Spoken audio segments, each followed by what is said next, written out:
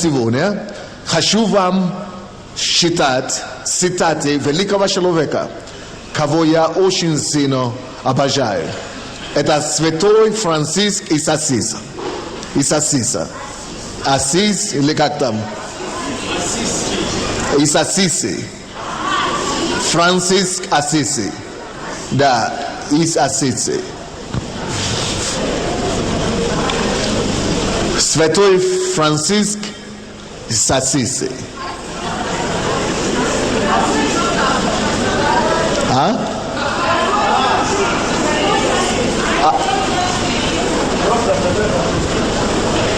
Святой Франциск. Вот его слова хочу. Он жил в городе Ассизи.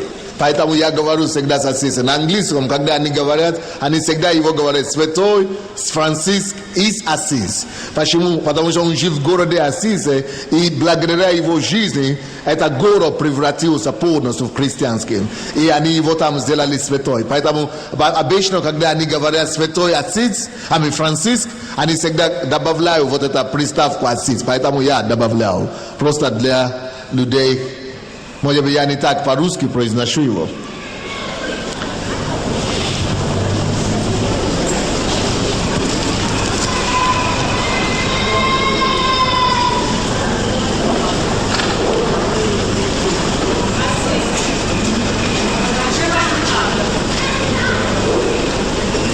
Ассизский.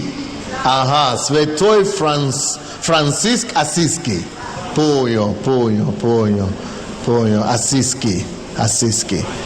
Хорошо. У него есть разные молитвы. Но сегодня я хочу, чтобы мы с вами посмотрели его молитву о мире. Молитва о мире.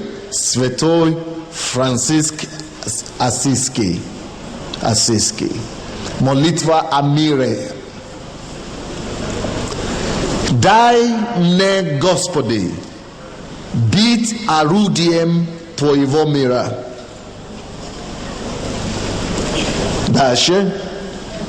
Чтобы я приносил любовь ненавидящим.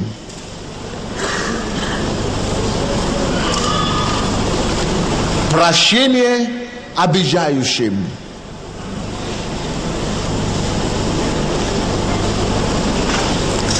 Примирение враждующим.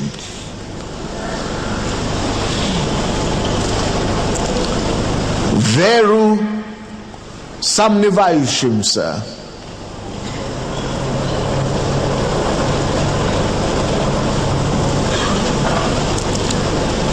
Надежду отчаявшимся.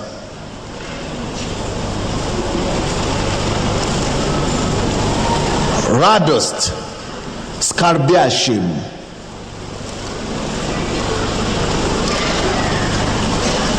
Чтобы я приносил свет во тьму. Чтобы я приносил свет во тьму. Дай мне, Господи, утешать, а не ждать утешения. Дай мне, Господи, утешать, а не ждать утешения. Понимать, а не ждать понимания.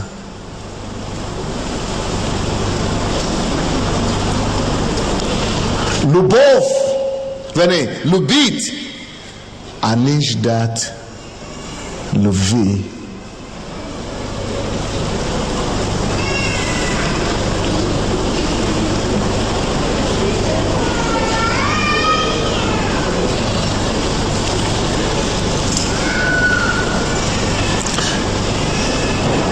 Ибо кто дает, тот обретает. Ибо кто дает, тот обретает.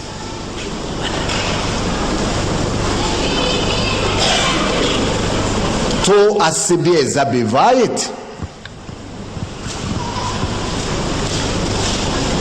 кто о себе забывает, находит себя.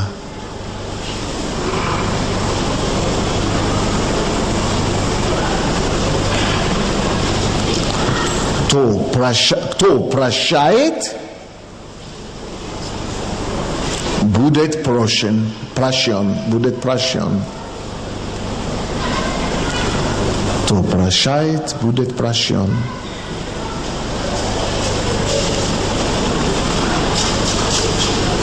Кто умирает, воскресает. Кто умирает, воскресает. Все записали? Кому надо? Все понятно? Все ясно? Теперь давайте пройдем потихонечку по этим стихам. Первое. Дай мне, Господи, быть орудием Твоего мира. Что это значит? Микрофон там есть в зале? 1-2 микрофона есть в зале? Мы будем носить к людям. Что это обозначает? Дай мне, Господи, быть орудием Твоего мира. Что значит быть орудием мира? Поднимите руку. Кто бы хотел нам объяснить? Встаньте, пожалуйста, на ноги, чтобы мы вас видели. Пожалуйста. Еще кто-то? Можно тоже стать. Да, сестра в красном. Встаньте тоже. Да, вы стали, а потом присели. Оставайтесь стоя, сестра. Да. Что значит молитва такая? Господи, дай мне быть орудием Твоего мира. Что значит быть орудием Божьего мира? Я думаю, это так, что, во-первых, это основано на Библии, потому что миротворцы наследуют землю. То есть это примирять людей, во-первых, с Богом, то есть, наверное, говорить Евангелие. Для чего? Для того, чтобы примирить с Богом. И второе, чтобы примирять людей между собой. Ну вот вкратце, наверное, вот так вот. Очень хорошо. Сестра в красном, возле вас там. На самом деле принести мир в любой коллектив очень сложно. Люди настолько отличаются друг от друга, у них разные жизненные позиции, разная жизнь за плечами. И вообще говоря, не каждому дано научить людей жить в мире.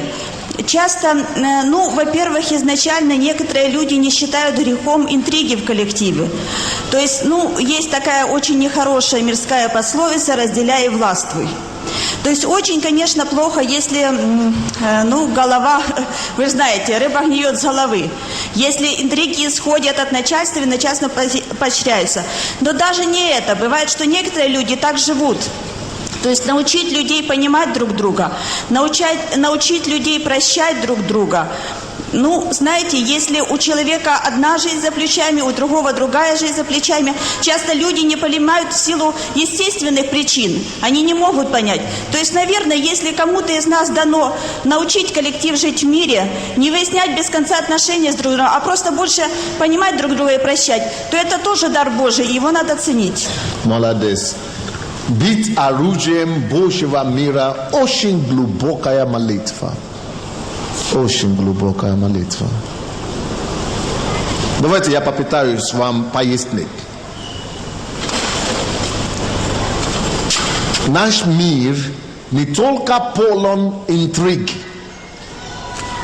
но наш мир и люди, которые окружают нас, к сожалению, в основном мы все наполнены разными чувствами обид, огорчений, разочарований и злобы.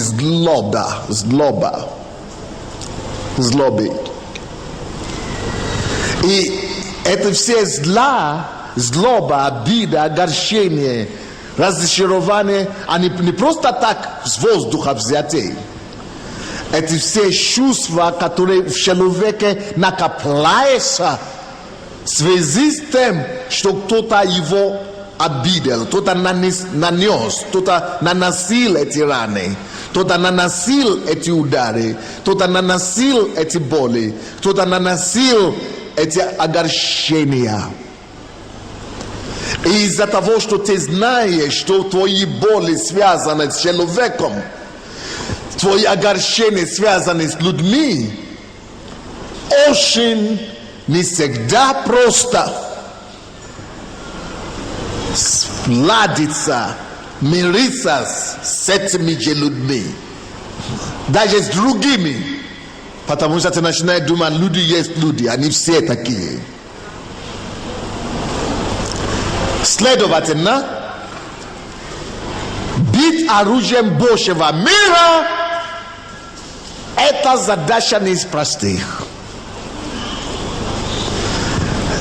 Это тот, который берет на себя ответственность,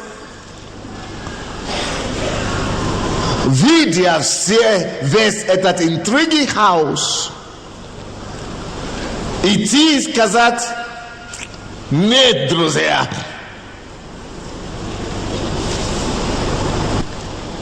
стоит простить, стоит прощать, стоит любить, стоит понимать, стоит терпеть, стоит отпускать, стоит еще раз пробовать. Но первая реакция такому человеку, кто такое говорит, это: а ты что, ты не знаешь, что я прошел, ты же не знаешь, что через чего я, но как меня обидели, ты что, ты... Человек, который хочет быть миротворцем, рискует быть самому избитым. Человек, который хочет быть миротворцем, рискует сам быть отверженным. Человек, который хочет быть миротворцем, рискует даже порой получить по этому, физиономию, или там физиологию, или как там, по лицу. Физиологию, или как там, физиономии.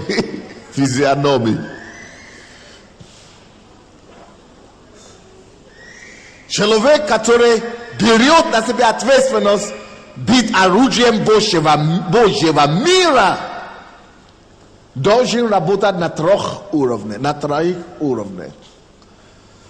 Это значит, человек берет на себя ответственность. Pearl, why are you walking about by yourself?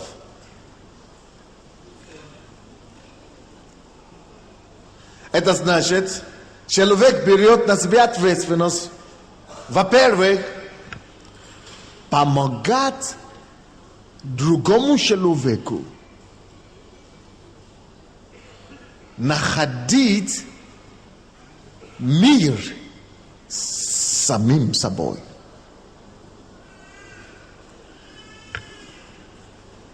Допустим, у него депрессия, разочарование, отверженность, обиды, даже на родных. Я, который хочу быть оружием Божьего мира, должен смотреть ему в лицо и в глаза и сказать ему: я пришел, чтобы освободить тебя от всяких твоих огорчений. Почему он должен мне верить? Что он должен мне сказать? Это задача не из простых. Быть оружием Божьего мира значит нести ответственность за боли других. За все, что у него происходит внутри. За чужих разочарования. За то, что другие незнакомые со мной человек нанесли ему, какие боли ему нанесли. за отношение, какое было у него с другими, из-за чего он огорчен.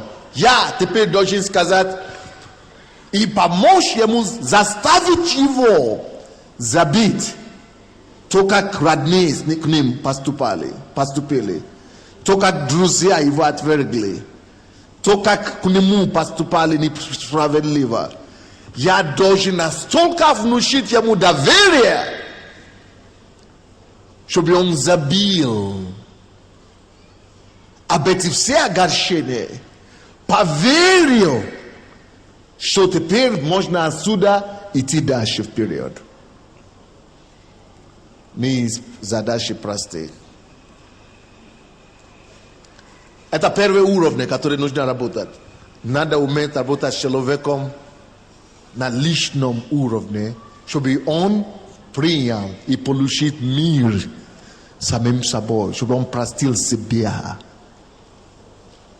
примирился с собою и поверил в себя, что есть жизнь после огорчения. Второй уровень, который... Почему я вам об этом говорю?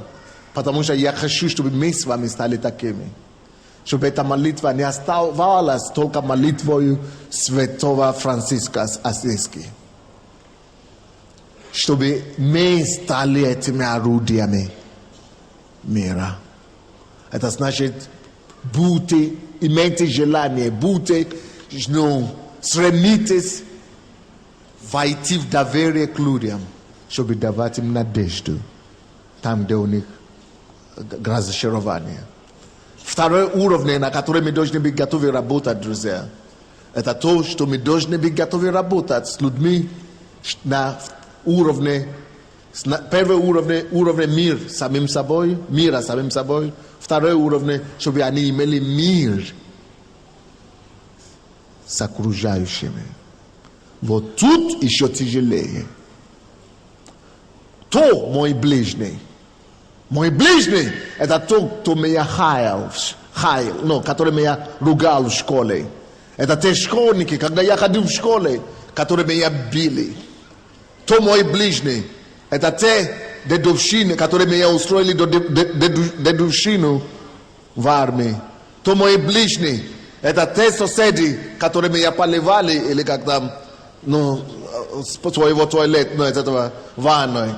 То мой ближний, это мои родственники, которые сказали, у меня ничего никогда не произойдет, не получится в жизни, которые меня отвергли. То мой ближний, это все, кто меня делали больно.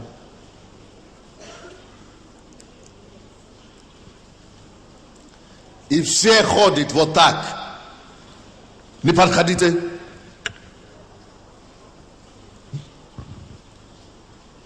Не трогайте, не суньте. И человек, который хочет быть оружием Божьего мира, должен осознать это и даже при этом сунуть свою голову.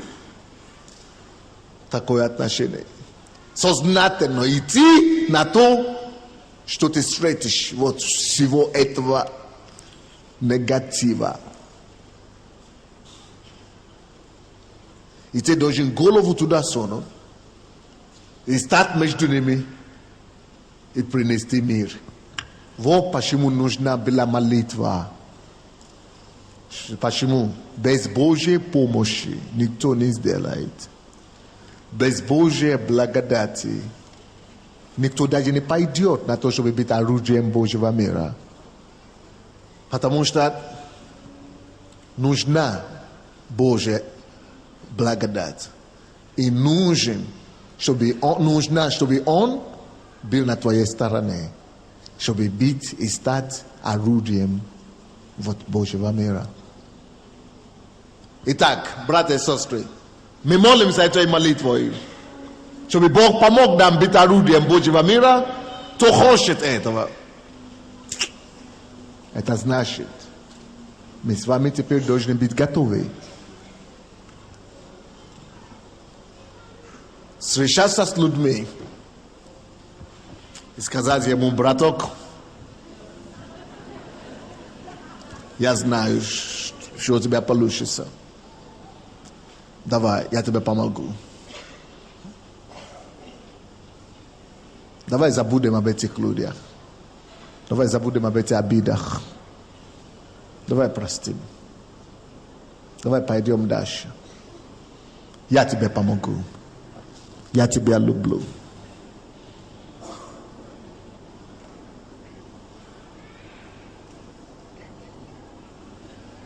И я буду всегда там для тебя.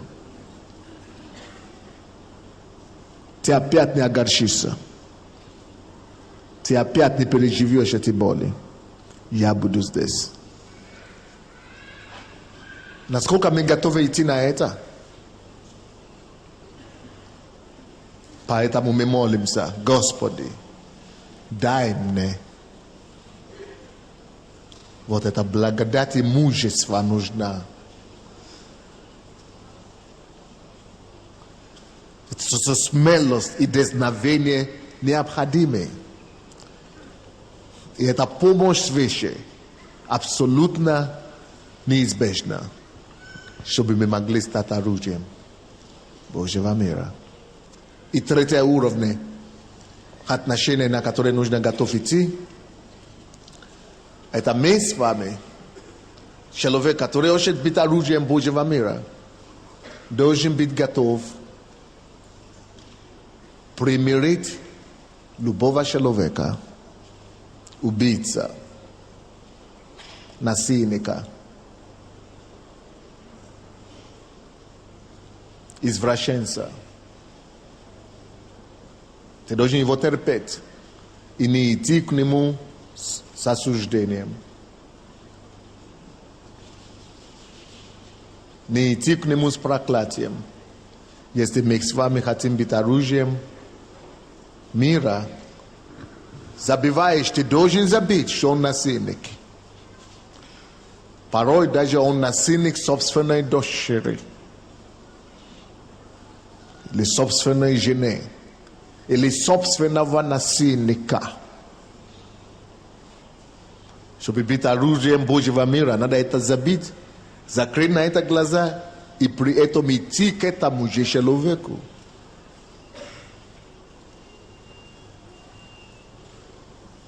Чтобы примирить его с Богом. Это третий уровень отношений. Третий уровень работы. Когда мы примиряем человека, которого мы не можем перенести на дух, на нух даже. Когда мы должны идти, потому что Бог его примет, потому что мы знаем, что Бог его примет, Бог его простит, потому что мы знаем, что Бог за него умер. Закрываем глаза на себе, на свои боли, на свои неприятия. Побеждаем себя, сломаем свое эго, свою гордину, свое непонимание. Сокрушаемся и идем, чтобы этот человек искусил вечность.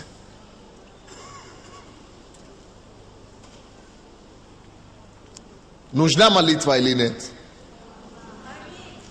Без молитвы, я вам скажу, не все на это способны. Но это всего лишь один стих из его молитвы. Второй стих. Дай мне, Господи, быть орудием твоего мира. Это первый стих. Второй стих. Чтобы я приносил любовь ненавидящим. Кому приятно приносить любовь и делать приятно родственникам, детям, друзьям? Кому приятно что-то делать приятно друзьям, родственникам? Всем нам приятно приносить любовь любящим. Любящим. Нам приятно приносить любовь тем, которые нас любят. Alright? Но это совсем другое дело, мои друзья. Вставать утром и начинать думать и заставлять список тех людей, которые тебе ненавидят. Ни с целью, чтобы их заказать или расстрелять.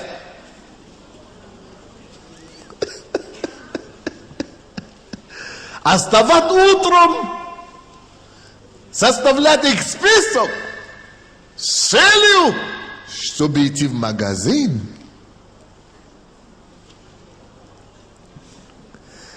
И потратить определенные суммы денег.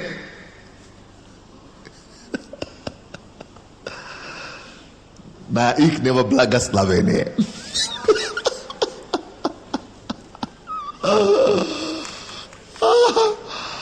Когда вот эти все ситуации шли, и я знаю людей, которые идут в милицию, пишут на меня заявление, после того, как я им помог найти Христа, спастись, освободиться от алкоголя, наркотики, получить семью, но стать человеком, и после этого они идут и пишут на меня заявление, я думаю, я их не буду обижаться на них, я буду их любить.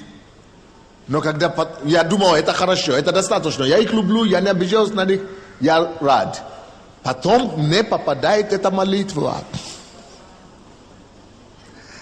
Оказывается, что любить сдалека вот так, прощать, это всего лишь начало дороги. Посмотрите, что он говорит. Приносит любовь ненавидящим. А вторая часть уже говорит,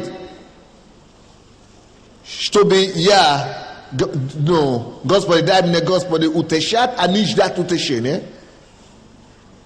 Понимать, а не ждать понимания. Любить, а не ждать любви. Но мало того, вот здесь первое, приносить любовь ненавидящим. Это же значит, я должен сейчас придумать. Ладно, что я их простил, но они же... Надо еще придумывать пути и способы, как их любить. Приносить им приятность, делать им приятно. Они ищут, как тебя делать неприятно. Они ищут, как тебя разорвать, уничтожить. А ты должен искать, чтобы им делать приятно.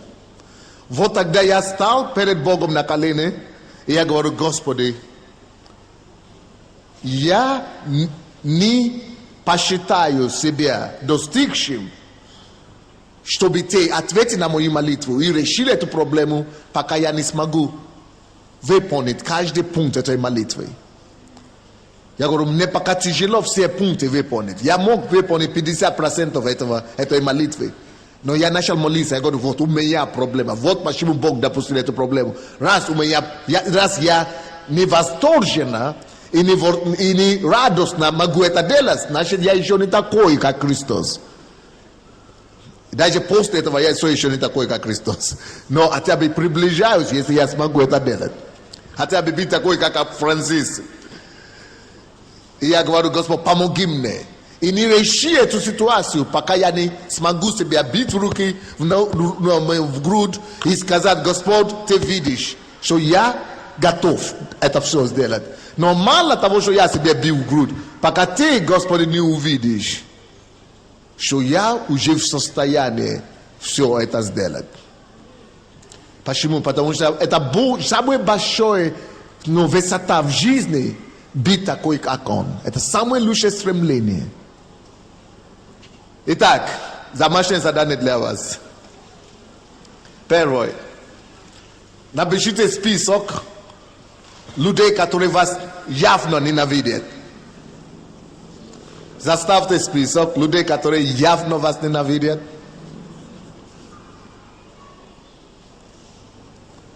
Второе задание. Второй пункт. Заставьте список, чем вы могли бы им сделать приятно. Чем вы могли бы им делать приятно.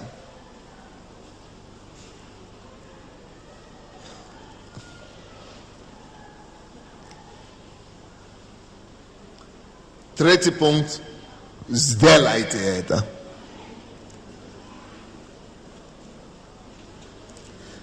Это такое задание домашнее, которое нельзя сказать, что, Господи, пастор, я уже на следующей неделе принес ответ, я уже сделал. Это то, над чем надо работать над собой. И если у вас не хватает сил, сделайте, как я сделал. Я взял пост, молитвы и говорю: Господь, сокрушай меня. Помоги мне, чтобы я мог это сделать. Но, слушайте сюда. Иногда то, что Бог даже ждет от нас, это не то, чтобы мы это физически пошли и сделали. Иногда то, что Он ждет от нас, это готовность это делать. Но это должно быть искреннее. Следующий стих этой молитвы. Можно продолжить? Продолжать? Дай мне, Господи, быть орудием Твоего мира, чтобы я приносил любовь ненавидящим, прощение кому? Обижающим. Прощение обижающим. Прощение обижающим.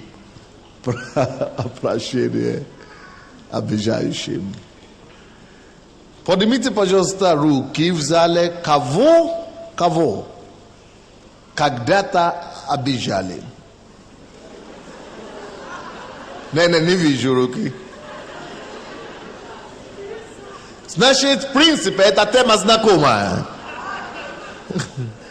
Она знакома вам? Очень.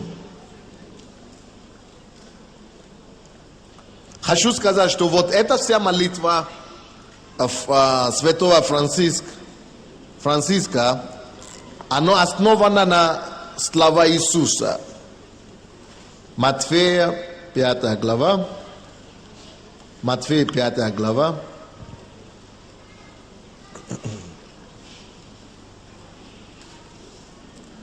С 37 стиха по 48 стихи. То есть это, почему он молится так? Потому что это то, что Бог ищет от нас. Это его стандарт от нас. Бог просит это у нас.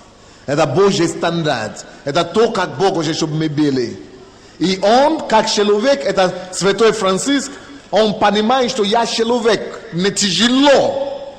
Не смогу это делать сам. И что он решил делать? Он решил превратить это в молитву. И я думаю, что было бы неплохо, чтобы мы это также превратили в свою личную, собственную молитву. И эта молитва, это та, которая помогает нам знать свой уровень.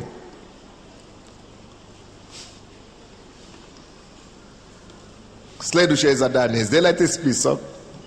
Все, которые обижают вас или обижали вас. Все, кто обижал вас или обижает вас. Сделайте список. Второе задание. Найдите их или напишите им письмо, чтобы вы дали им понять, что вы простили.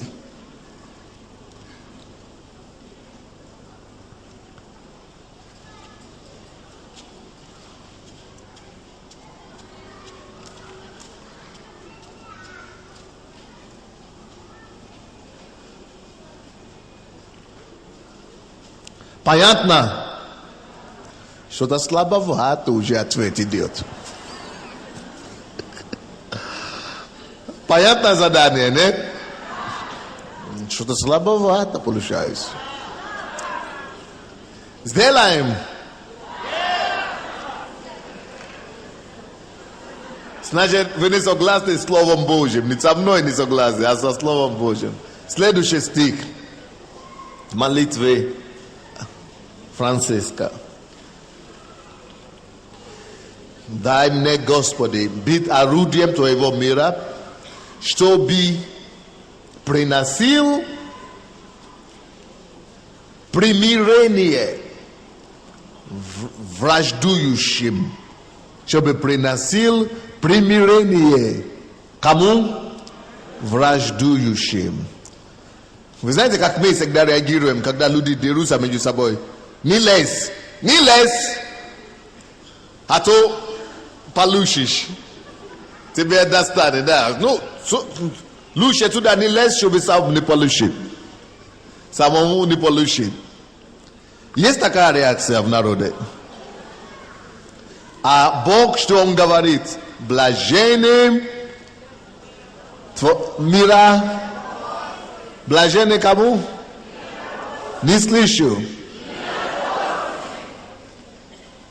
Значит, надо лезть в драку. Ну, то есть не в смысле драться. А надо лезть, разводить, приносить примирение враждующим. Нужно. Каким образом мы можем приносить мир, примирение враждующим? Каким образом?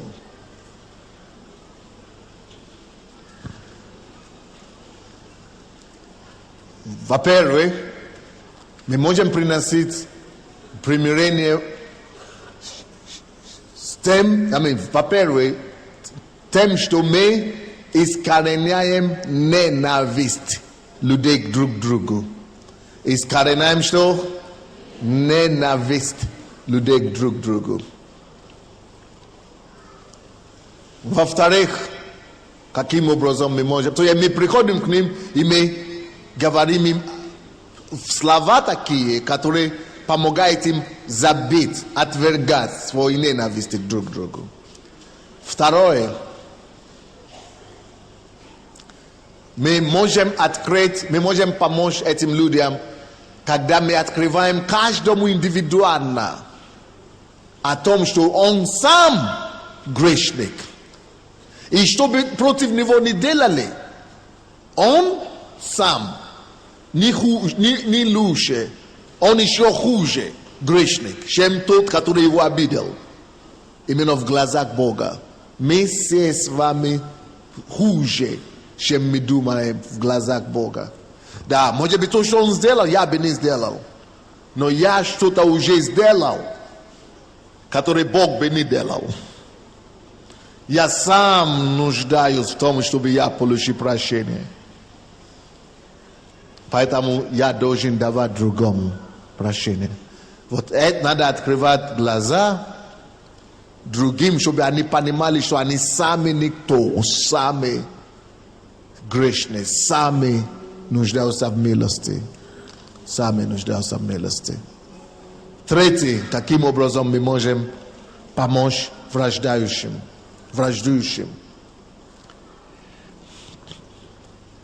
Это показать на креста, на Сына Божьего, который отдал свою плоть и свою жизнь, свое тело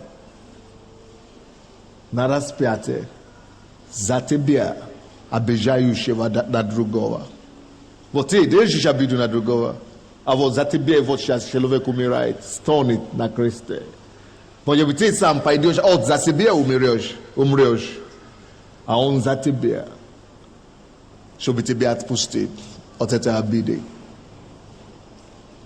Ради Христа можно прощать. Ради Христа можно отпустить обижающих. Следующий стих молитвы Святого Франциска.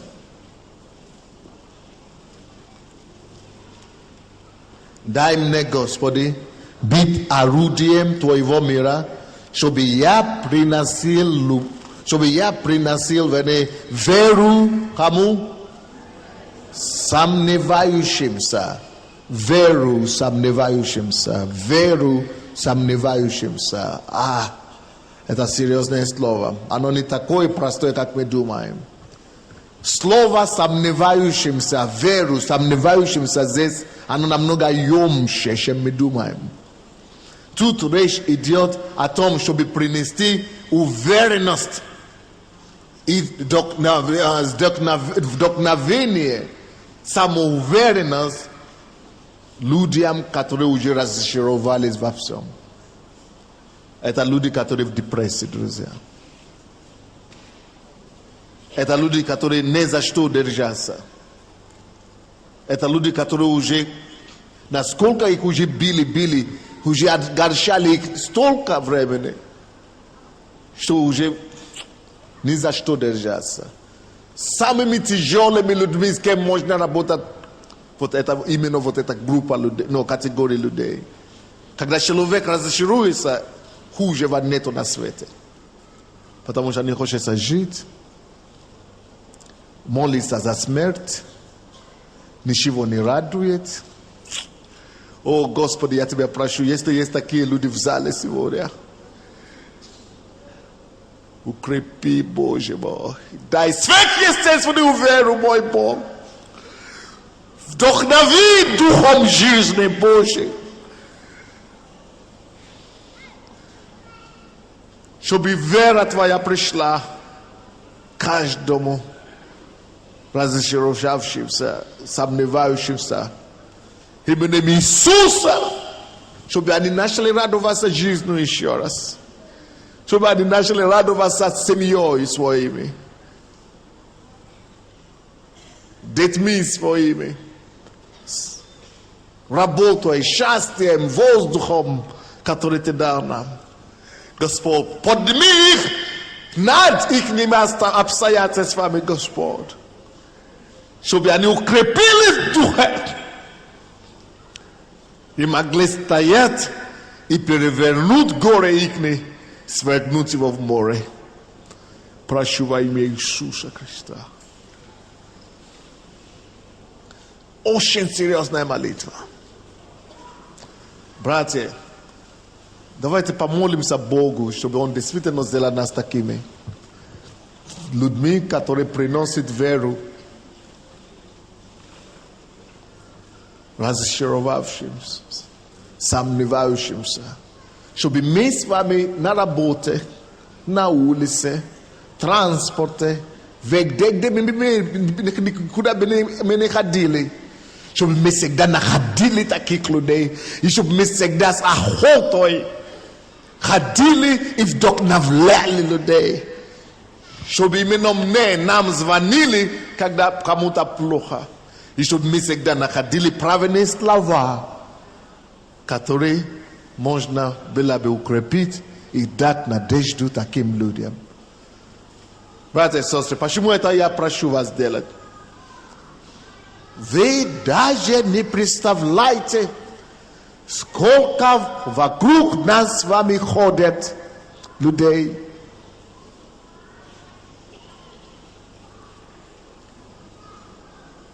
В этом состоянии. Да, не видно за пальто, за косметикой, за краской, за машиной, за квартирой. Оболочек много разных, которые прикрывают нам видеть, сколько разочарованных вокруг нас. Но дай Бог, чтобы Бог дал нам очи видящие. Чтобы Бог дал нам сердце чувствующее.